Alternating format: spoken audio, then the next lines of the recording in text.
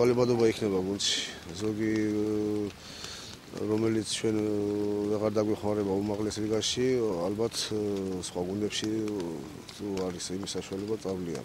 მიზანი ყოველთვის იყო რომ უმაღლეს ლიგაში დარჩენა, კი იყო იმაზე ლაპარაკი რომ რაც შეიძლება ზემოთ 6 ოლში დარჩენილიყავთ, მაგრამ ცოტა ძნელი აღმოჩნდა. ასე რომ ბათუმის დინამოს დღესდღეობით ეს მიზანი აქვს რომ უმაღლეს ლიგაში ადგილი შეინარჩუნოს.